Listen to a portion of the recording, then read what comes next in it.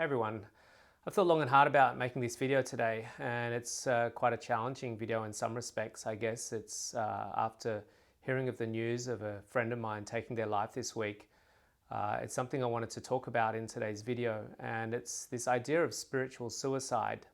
And through this video, I will be sharing some tips on how to move through this bleak period of time that some people might experience in their spiritual journey. And like I said, it's not very often talked about, this experience that we can have as we move towards enlightenment or spiritual awakening. And it's something that really needs to be brought up and talked about.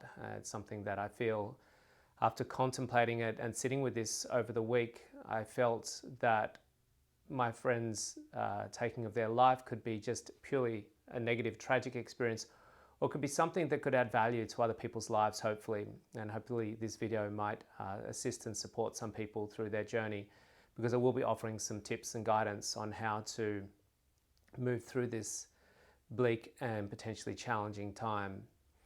So there's two types of suicide. The way I see it is, this is purely subjective, so it's open to discussion, but my perspective is there's suicide when the world is just so confronting and so challenging. You've got probably some major relationship problems or financial problems, or you've been in abusive experiences, and you just want to run away from that world because it's so harrowing and so challenging to face. However, there's another form of suicide, and that's spiritual suicide, where as we move towards subtler and subtle levels of desire and charm, that is in looking for more connection with God or the divine or source or presence or being, you could give it any number of different names. What happens simultaneously is we start to lose our charm and pleasure in the world of form.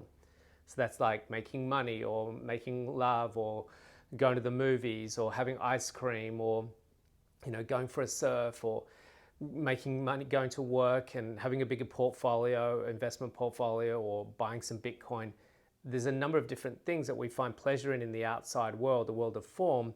But as we move into this spiritual exploration and this move towards spiritual awakening and enlightenment, we'll start to find that potentially all that pleasure starts to just fade away. And we find that we're much more drawn to the spiritual world than we are of the physical world. And I'll just share very briefly a very glimpse into the note that my friend left behind, and that was that they said they no longer wanted to be in the concrete world. That's the world of form. And so what happens is we start being more drawn to the world of non-form, wanting to depart from the world of form. And St. John of the Cross was a Spanish monk in the 1600s. He wrote a beautiful passage or book about this journey he went through called Dark Night of the Soul. And you can find that book on Amazon. And it's about that transition away from the world of form into the world of God, into the world of the divine, and how bleak and harrowing and challenging it can be. And that's really what it can be like. And we can have many dark nights of the soul on this journey towards enlightenment and awakening. And it's not all just love, peace and mung beans. It can be quite challenging and confronting at times as we let go of more and more of our attachments and longing to be in that world of physicality. So what can be experienced is this bleakness and this emptiness, and everything's kind of like just blah, and it's like a void, and you just don't find any pleasure in that world, and you haven't yet become completely in the ecstasy of being one with God. So you're in this sort of kind of no man's land, and it's a very confronting, empty and lonely place for the spiritual seeker. And in my spiritual conscious leadership group, we even had one member, as I was talking about this last week, that is experiencing this right now. So it's very prevalent, it's very real. It's just that we don't talk about it much because we're supposed to be a spiritual seeker, and we're supposed to be all full of love and light and full of happiness and joy. And it's actually not the case some of the time. Some of the time it's very challenging. And this is why I wanted to make this video, because it's time we talk about this. So how do we get through the dark night of the soul? Well, there's three things I'd like to, point out that we can do, three actions we can take to help us move through this very difficult and lonely time. The first thing that I'd recommend doing is to bring, during your meditations, awareness into your heart space, to really, the visual I like to create is a visual orb of light in my heart chakra. So just here behind the chest plate, to visualize this beautiful, like an orb of a sun, but a beautiful golden glow of loving light, to really awaken and activate that heart center that is the source of our lovingness, to bring more back into our body and to bring love into this vessel, and for you to be that beacon of light and love in the world. And you can do this for 3, 5, 10 minutes a day, just to really bring more activation into your heart center and bring more lovingness into your experience of being human. And we have a guided meditation in our app, Enter the Portal, where you can find that heart-centered meditation. And another thing that we can do is to see God or the divine in everything in the outside world. That's the birds singing, the scent of the flower, the sound of raindrops on the roof, the sun on your cheek, the wind blowing through your hair. This is a state we call divinity consciousness or God consciousness, where through training our senses and refining our senses to start to not look at the outside world as a world of form and concreteness where it no longer provides pleasure, but to see it as the expression of the divine playing out around us. And we call this Lila, L-I-L-A. Lila is the dance of the divine, where everything is a manifestation of God or the divine.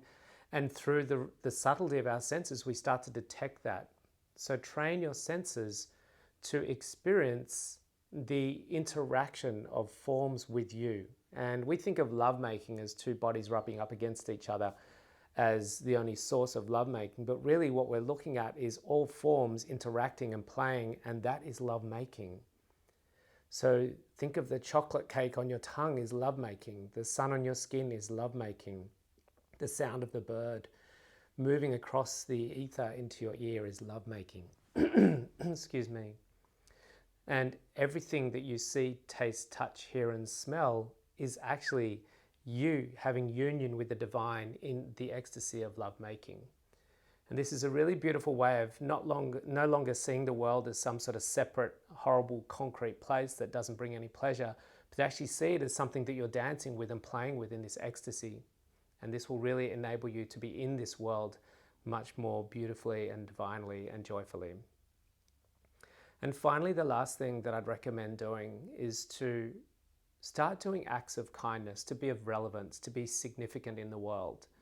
And quite often we want to withdraw from the world and pull away from the world because we no longer see how relevant and significant we are. And it can be the slightest thing like planting some trees or working in a soup kitchen or going into a cafe and buying someone a cup of coffee that doesn't know you. And actually letting them know that you've done this, rather than it being a random act where you don't know who they are and they don't know who you are and they never know who bought them their coffee, but actually go up to them and say, I'd really like to buy you lunch today or buy you a coffee today if that's okay. And that interplay with other people or animals or plants where you're engaging in providing some act of kindness is going to really activate for you a sense of relevance and significance in the world. And if you want to take it to the next level, then start to teach, start to coach, start to share what you're discovering with others and help them make their journey become less painful or have less suffering in it. So I hope that helps. And of course, the final thing is to reach out. Be sure to reach out, connect with people, let them know where you're at, let them know about the struggles you're having. You don't have to have spiritual egoism where you're too proud to talk about these things with other people, but to be humble and to be vulnerable in coming forward to other people and reaching out, because they're going to want to hear from you. And one thing I know with those people that are left behind is possibly a sense of deep sadness and sometimes even anger that their friend hadn't reached out to them. So please, by all means, make sure you reach out and find some people out there to call upon and just lean on to support you through this journey. I hope that helps. Please, if you feel there's anyone that needs to hear this, or just share it with them through the social media channels. And yeah, wishing you peace, love, and light along the journey.